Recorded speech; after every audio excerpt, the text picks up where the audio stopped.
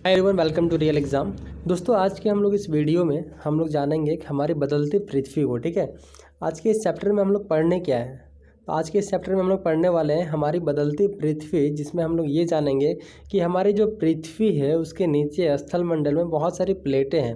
और आपको ये जानकर आश्चर्य होगा कि ये प्लेटें जो है धीमी गति से हमेशा लगातार ये घूमती रहती है। ठीक है, इसके बाद हमारी बदलती पृथ्वी के इस चैप्टर में हम लोग बहुत सारे ऐसे फैक्ट्स को जानेंगे, जैसे भूकंप क्या होता है, ये भूकंप कैसे उत्पन्न होता है, भूकंप की कौन कौन सी ऐसी प्रभाव देखे जाते हैं, ज्वालामुखी से रिलेटेड सभी चीज़ों को देखेंगे। फिर इसके बाद भूस्खलन क्या होता है, भूस्खलन के बारे में जानेंगे।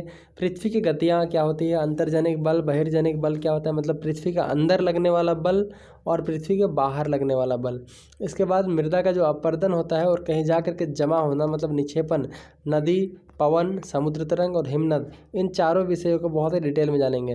दोस्तों, एनसीईआरटी बहुत ही ज़रूरी है। आप किसी भी एग्ज़ाम की तैयारी करें, जब तक आप एनसीईआरटी नहीं पढ़ेंगे ना, आपका बेस क्लियर नहीं होगा। ठीक है, तो चीज़ों को गहराई से समझने के लिए एनसीईआरटी काफ़ी है। तो शुरू करते हैं आज के इस वीडियो को। अगर आप नए हैं तो चैनल को सब्सक्राइब कीजिएगा प्लीज़।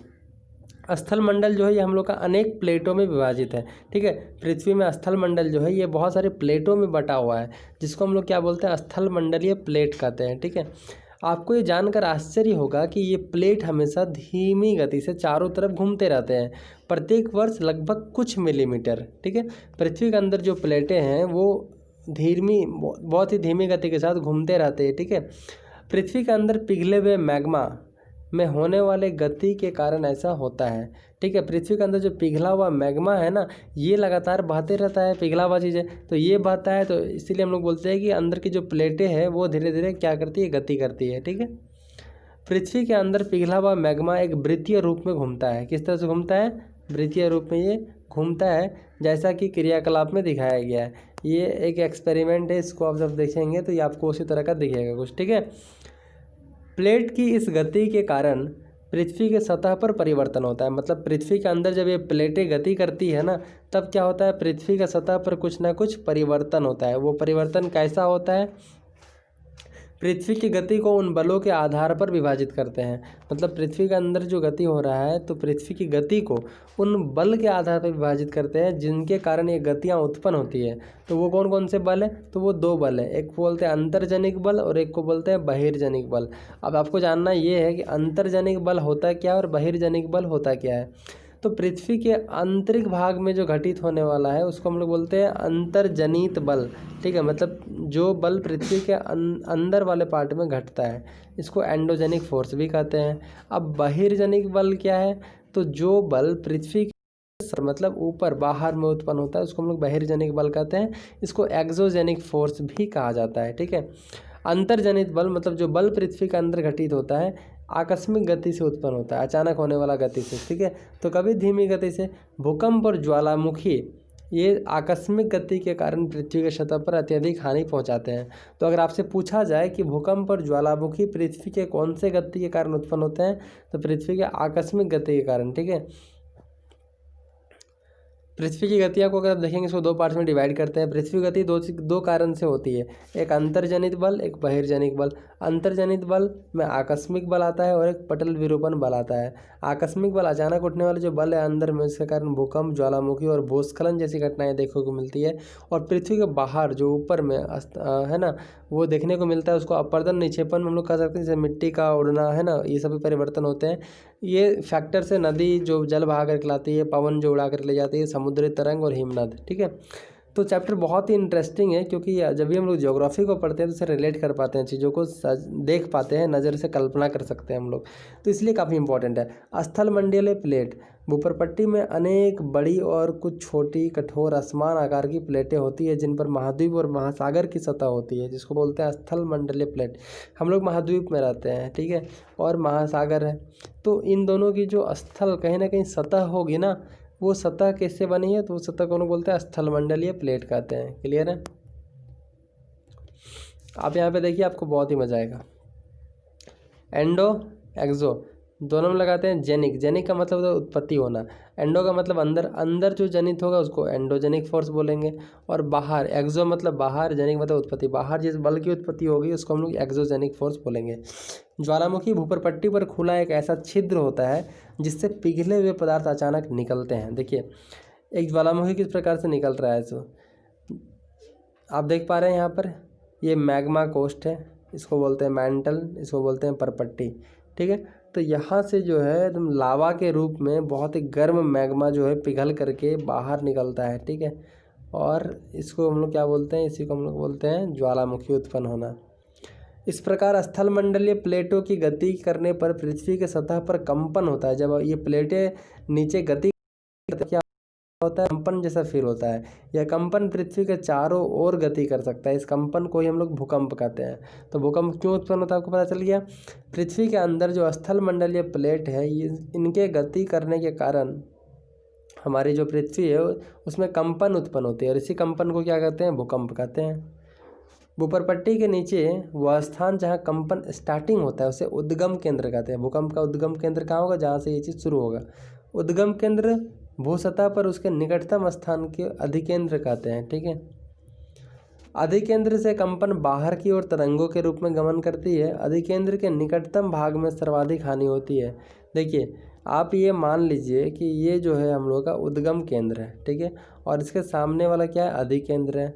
तो और ये जो देखिए आपका ये गति कर रहा है, ठीक है, ये तरंग जो है गति करते हैं, दूर की ओर बढ़ते जा रहे हैं। सभी दिशाओं में ये बाहर निकल सकते हैं, इधर आ सकते हैं, इधर आ सकते हैं, ठीक है। उद्गम केंद्र तो आपको समझ में आ गया है। अब आप यहाँ देखिए, भूकंपीय तरंगे जो है, भूकंप की निकलने वाली तरंगे वो 3 प्रकार की होती हैं, पी, एक्स और एल। याद रहेगा आपको, पी, एक्स और एल। पी तरंगे जिसको हम लोग बोलते हैं अनुदैर्ध्य तरंग, एस तरंग जिसको बोलते हैं अनुप्रस्थ, और एल तरंग जिसको बोलते हैं पृष्ठीय तरंग, ठीक है। इन तरंगों के गुणधर्म विश्वकोश से ज्ञात करने का प्रयास कीजिए। तो हम लोग को करने के लिए बोल रहा है। आगे अगर बढ़ेंगे हम लोग तो भूकंप की भविष्यवाणी संभव नहीं है। आपने कभी देखा है कि कोई बंदा भूकंप की भविष्यवाणी कर सकता है, लेकिन अगर हम पहले से तैयार रहेंगे तो इनके कुछ इफेक्ट से हम लोग बच सकते हैं, ठीक है। जैसे जो कुछ रीजनल पीपल है, स्थानीय लोग हैं, वो अपने अपने तरीके से इसका अनुमान लगाते हैं। जैसे कि जानवर जब ज़्यादा हड़बड़ाने लगते हैं या फिर चहकने लगते हैं तो ऐसा लगता है कि नहीं, कुछ ना कुछ तो हलचल होता है। एक्चुअली जानवरों को ये पहले आभास हो जाता है, ठीक, क्योंकि वो ज़मीन से ज़्यादा जुड़े होते हैं। तालाब में मछलियों की उत्तेजना, सांपों का धरातल पर आ जाना अपने टीलों से निकलकर, ये सभी संकेत देते हैं कि कहीं ना कहीं भूकंप आने वाला है। ये फोटो देखिए, गुजरात में भूकंप हुआ था जिससे कितना बड़ा विनाश हम लोग को फिगर में दिख रहा है। बड़ा सा बिल्डिंग गिरने की कगार पर है। भूकंप के झटके को भूभार में रिएक्टर स्केल पर 6.9 की तीव्रता वाला भूकंप आया था। भूकंप जिसको रिएक्टर स्केल में मापते हैं, इसका कुछ कुछ अपना मापन होता है, ठीक है। पढ़ते हैं हम लोग यहाँ पर, भूकंप एक मापन यंत्र से किया जाता है। मापते हैं हम लोग, भूकंप एक मापन यंत्र से किया जाता है, जिसे भूकंप लेखी कहते हैं। क्या कहते हैं, भूकंप लेखी। भूकंप की तीव्रता को रिक्टर स्केल पर मापते हैं। क्लियर है, ये क्वेश्चन कई बार पूछा गया, तो इसको याद रखिए, रिक्टर स्केल। जिस भूकंप की तीव्रता 2.0 या उससे कम होता है उसका प्रभाव नहीं के बराबर होता है, ठीक है। और जिस भूकंप की तीव्रता 5 होती है उसके गिरने उससे क्या होता है, वस्तुओं के गिरने से क्षति पहुंचा सकता है। जिस भूकंप की तीव्रता 6 होती है उससे अधिक होती है उसको बहुत ही शक्तिशाली, या उसकी तीव्रता 7 तो वो अधिक होती है तो सर्वाधिक शक्तिशाली इसको माना जाता है। आप देख पा रहे हैं कि 6.9 तीव्रता वाला भूकंप था, तो आप ये इमेजिन कर सकते हैं कि ये कितना ज़्यादा स्ट्रॉन्ग भूकंप था, ठीक है। भूकंप से बचाव की तैयारी कैसे कर सकते हैं, डिजास्टर मैनेजमेंट का चैप्टर है। तो भूकंप के दौरान कहाँ पर हम लोग को बचना चाहिए, तो रसोई के काउंटर या मेज के नीचे दब जाना चाहिए, ताकि ऊपर से छत गिरेगा तो ये हार्मफुल नहीं होगा। दीवार के अंदरूनी कोना में गिरे, क्योंकि अगर आप घर के बीचों बीच रहेंगे तो छत गिरेगी, तो कोना में रहेंगे तो चांसेस कम रहती है पिलर से गिरने का। इनमें बहुत दूर रहे आग वाले स्थान, चिमनी के आसपास टूट सकने वाली खिड़कियों, दर्पण और तस्वीर फ्रेम से, इन सबसे आपको दूर रहना है, क्योंकि आग वाले स्थान पर गिरेगा, चिमनी के आसपास चिमनी गिरेगा, टूट सकने वाली खिड़कियाँ गिरेगी, दर्पण वाले शीशे जो गिर जाएंगे। पहले से तैयार किस प्रकार हम लोग रह सकते हैं भूकंप के लिए, तो हम लोग सभी लोगों के बीच जागरूकता फैला सकते हैं, ताकि सब लोग तैयार रहेंगे आपदा का सामना करने के लिए, ठीक है। अब पढ़ते हैं हम लोग मुख्य स्थलाकृतियाँ। विश्व के हजारों छोटे छोटे जलप्रपात हैं, पता है ना, बहुत सारे जलप्रपात हैं, झरने हैं। सबसे ऊंचा जलप्रपात का है दक्षिण अमेरिका के वेनेजुएला का एंजल जलप्रपात। चलिए यहाँ से एक हम लोग का जीके का क्वेश्चन बन गया। विश्व के सबसे ऊंचा जलप्रपात कहाँ है? दक्षिण अमेरिका में, और वेनेजुएला का एंजल जलप्रपात है। यह अन्य जलप्रपात उत्तरी अमेरिका में कनाडा और संयुक्त राज्य अमेरिका के सीमा पर स्थित नियाग्रा जलप्रपात है, और अफ्रीका में जोबिया और जिम्बाब्वे की सीमा पर स्थित विक्टोरिया जलप्रपात है। मुख्य स्थलाकृतियाँ अपक्षय और अपर्दन नामक दो प्रक्रमों द्वारा दृश्यभूमि लगातार विघटित होती रहती है। अपक्षय और अपर्दन ये दो घटनाएं हैं जिसके द्वारा जो घटती है, और पृथ्वी का जो आकार है, दृश्यभूमि है, वो लगातार बदलता रहता है। पृथ्वी की सतह पर सेलों के टूटने से अपक्षय की क्रिया होती है। जब बड़े बड़े चट्टान टूटते हैं तो उससे अपक्षय बनता है, ठीक है। भूदृश्य पर जल, पवन, हिम जैसे विभिन्न घटकों के द्वारा होने वाले क्षय को अपर्दन कहते हैं, ठीक है। जल, पानी, हवा और हिम ये क्या करते हैं ना, मिट्टियों को अपने साथ बहा करके ले जाते हैं, जिसको हम लोग अपर्दन कहते हैं। जैसे मृदा अपर्दन मतलब मिट्टी कटाव या मिट्टी को एक जगह से दूसरी जगह पर ले जाना। वायु, जल आदि अपर्दित पदार्थ को एक स्थान से दूसरे स्थान पर ले जाते हैं। हवा उड़ा करके ले जाता है, जल अपने साथ बहा करके ले जाता है, इसलिए इसको क्या बोलते हैं? अपर्दित पदार्थ। मतलब ये अपर्दन करने वाले, मतलब चीज़ों को हटाने वाले हैं, ठीक है। अपर्दन एवं निक्षेपण के ये प्रक्रम पृथ्वी के धरातल पर विभिन्न स्थलाकृतियों का निर्माण करते हैं। अब आप ही सोचिए कि अपर्दन हो गया मतलब मिट्टी हट गया, तो वहाँ पर फिगर जमीन का आकार चेंज हो जाएगा, गड्ढे उड्ढे हो जाएंगे।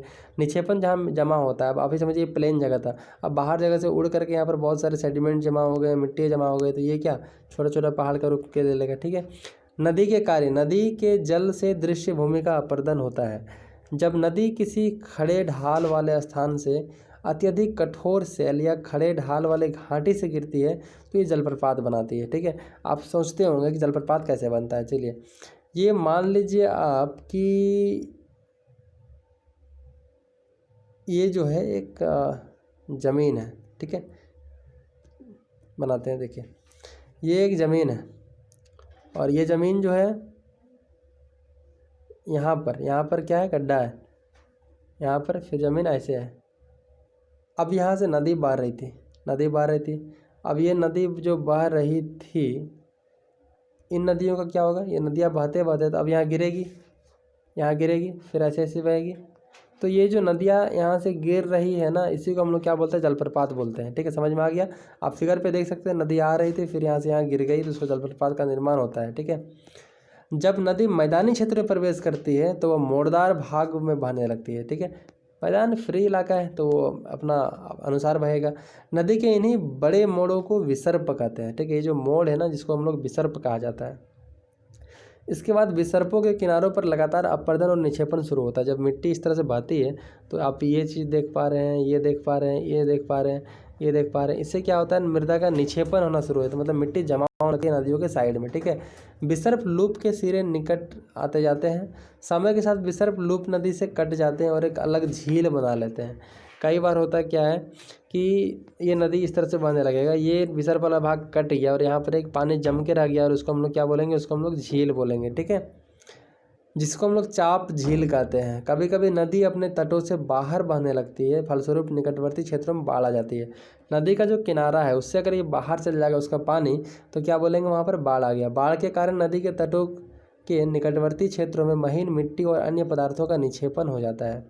ऐसे मिट्टियों के पदार्थों का अवसाद कहते हैं, ठीक है। ये जब मिट्टियाँ जमा हो जाती है नदियों के द्वारा, तब उसको हम लोग अवसाद बोलते हैं। समतल उपजाऊ बाढ़कृत मैदान का निर्माण होता है। बहुत ही ज़्यादा उपजाऊ मैदान होता है जब नदियों द्वारा बहाई गई मिट्टी पर फसलें पैदा की जाती है, तो ठीक है।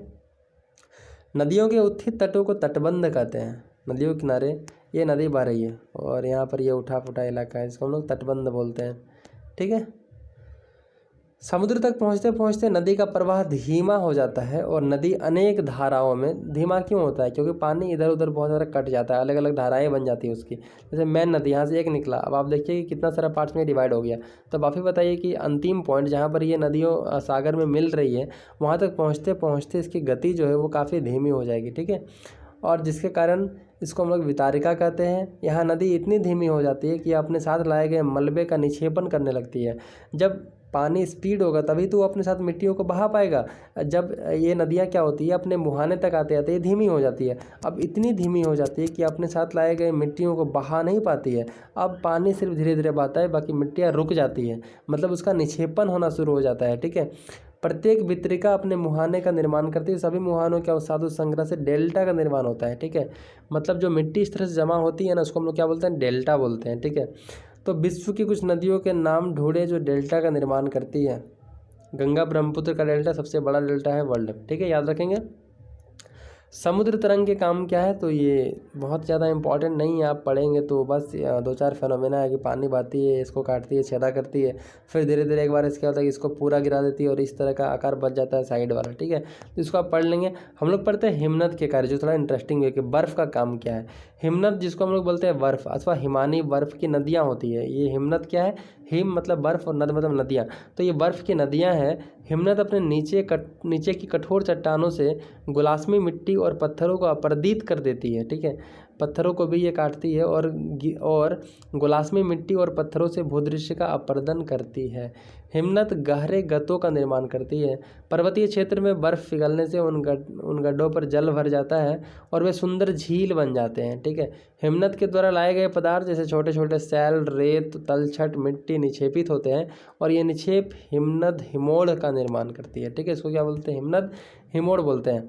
पवन का काम, तो हवा भी अपने साथ मिट्टियों को बहाने का काम करती है। जैसे कभी आपने रेगिस्तान में देखा है बालू टिब्बे, ये देखिए जो एक दूसरे जगह जो अलग अलग गया है ना, इसमें क्या होता है कि जब हवा चलती है तो अपने साथ मिट्टियों को बहा करके ले जाती है, और जब मिट्टियाँ अपने साथ बहा करके ले जाती है तो एक डिस्टेंस के बाद वो मिट्टियाँ धीरे धीरे गिरने लगती है ज़मीन पर, और जिस जगह पर गिरती है वहाँ पर ऊंचाई का निर्माण होता है। ठीक है, रेगिस्तान में पवन अपर्दन एवं निक्षेपण का प्रमुख कारक है। रेगिस्तान में आप छत्रक के आकार के सेल देख सकते हैं, जिन्हें सामान्यतः छत्रक सेल कहते हैं। पवन सेल के ऊपरी भाग की अपेक्षा निचले भाग को आसानी से काटती है, इसलिए इसी सेल का संकीर्ण और विस्तृत शीर्ष विस्तृत होता है। ठीक है, हवा चलने पर क्या होता है, एक जगह से दूसरी जगह पर ये पहुंचता है, और जब पवन का बहाव रुकता है तो रेत गिरकर छोटी पहाड़ी बनाती है। इनको क्या बोलते हैं, बालू टिब्बा कहते हैं। क्या कहते हैं, बालू टिब्बा कहते हैं। ठीक है दोस्तों, ये सभी कॉन्सेप्ट थे। ये एनसीईआरटी पढ़ने से आपको समझ में आता है कि मृदा अपरदन, मृदा निक्षेपण होता क्या है, प्लेटें क्यों घूमती है, बहिर्जनिक अंतर्जनिक बल क्या है, अपरदन क्या है, बाढ़ कैसे आते हैं, बाढ़कृत मैदान का निर्माण कैसे होता है, उपजाऊ जलोढ़ मिट्टी क्या होती है, डेल्टा क्या होता है, डेल्टा कैसे बनता है। ठीक है, ज्वालामुखी भूकंप की उत्पत्ति कैसे होती है। ठीक है, तो डिजास्टर मैनेजमेंट, भूकंप से बचाव के तरीके भी आप लोगों ने आज सीखा। तो उम्मीद करते हैं दोस्तों आपको वीडियो पसंद आया होगा। चैनल थोड़ा सा नया है, प्लीज़ सपोर्ट और सब्सक्राइब कर ही दीजिए। नए हैं दोस्तों के साथ शेयर भी कर दीजिए, थोड़ा सा क्या दिक्कत है। जल्दी ही आपके सामने हम लाइव आएंगे, मतलब व्हाइट बोर्ड पर आपको पढ़ाएंगे। अब एनसीईआरटी बुक्स की इस तरह स्क्रीन रिकॉर्डिंग आपको नहीं मिलेगी। बस इंतज़ार कीजिए कुछ दिन और, जल्दी ही मिलेंगे आपसे। तब तक के लिए बाय, स्वस्थ रहिए, मस्त रहिए।